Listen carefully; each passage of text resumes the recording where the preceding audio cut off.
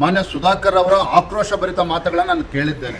ನಾನು ತಮ್ಮ ಮೂಲಕ ಸುಧಾಕರ್ ಹೇಳೋದಕ್ಕೆ ಇಷ್ಟಪಡ್ತೇನೆ, ಈ ರೀತಿ ಹೇಳಿಕೆಗಳನ್ನು ದಯವಿಟ್ಟು ಕೊಡಬೇಡಿ. ಅದು ನಿಮಗೂ ಕೂಡ ಗೌರವ ತರೋದಿಲ್ಲ, ನನಗೂ ಕೂಡ ಗೌರವ ತಂದು ಕೊಡೋದಿಲ್ಲ.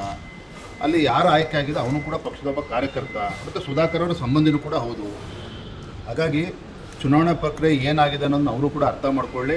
ಅವ್ರು ಏನೇ ಟೀಕೆ ಮಾಡಿದ್ರು ನಾವು ಅವ್ರನ್ನ ಟೀಕೆ ಮಾಡೋದಕ್ಕೆ ಹೋಗೋದಿಲ್ಲ. ಮಾಜಿ ಸಚಿವರಾಗಿ ಅವರು ಕೂಡ ಕೆಲಸವನ್ನು ಮಾಡಿದ್ದಾರೆ.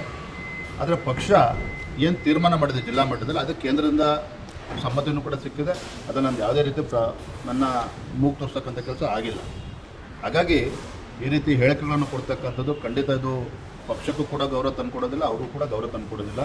ಹಾಗಾಗಿ ಅವ್ರು ಏನು ವಿಜಯನವರು ತಿದ್ಕೋಬೇಕು ಅಂತ ಹೇಳಿದ್ದಾರೆ, ನಾನು ಆ ಥರ ಏನು ತಿದ್ಕೋಬೇಕು ಅಂತ ಅವ್ರ ಅಪೇಕ್ಷೆ ಇದೆ. ಅವರೆಲ್ಲ ಬೇರೆ ಎಲ್ಲರೂ ಅಪೇಕ್ಷೆ ಇದೆ. ನನ್ನ ತಿದ್ಕೊಳ್ತಕ್ಕಂಥದ್ದು ನಾನು ಕೂಡ ಅದನ್ನು ಮಾಡ್ತೇನೆ. ಸುಧಾಕರ್ವನ್ನು ಕೂಡ ಭೇಟಿ ಮಾಡ್ತೇನೆ. ಅವ್ರು ಯಾವ ರೀತಿ ನಾನು ತಿದ್ಕೋಬೇಕು ಅಂತ ಹೇಳ್ಬೇಕು ಅವ್ರ ಅಪೇಕ್ಷೆ ಇದೆ. ಅದ್ರ ಬಗ್ಗೆ ನಾನು ಕೂಡ ತಿದ್ಕೊಳ್ತೇನೆ. ನಾನೊಬ್ಬ ರಾಜ್ಯದ ಅಧ್ಯಕ್ಷ, ಇದೇನು ಮಂತ್ರಿ ಸ್ಥಾನ ಅಲ್ಲ. ನಾನು ಮನೆ ಬಿಟ್ಟು ಕೆಲಸ ಮಾಡ್ತಾ ಇದ್ದೇನೆ, ಪಕ್ಷ ಸಂಘಟನೆ ಮಾಡ್ತಾ ಇದ್ದೇನೆ. ಇದು ಪಕ್ಷ ಅವ್ರ ಸ್ವತ್ತು ಅಲ್ಲ, ನನ್ನ ಸ್ವತ್ತು ಅಲ್ಲ. ಲಕ್ಷಾಂತರ ಕಾರ್ಯಕರ್ತರು ಪಕ್ಷಕ್ಕೋಸ್ಕರ ದುಡಿತಾ ಇದ್ದಾರೆ.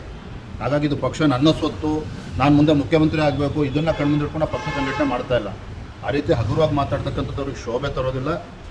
ಖಂಡಿತ ಆ ರೀತಿ ಮಾತನಾಡಬಾರ್ದು ಅಂತೇಳಿ ತಮ್ಮ ಮೂಲಕ ಆಗ್ರಹ ಮಾಡ್ತಾ ಇಲ್ಲ, ವಿನಂತಿ ಮಾಡ್ತಾ ಇದ್ದಾರೆ.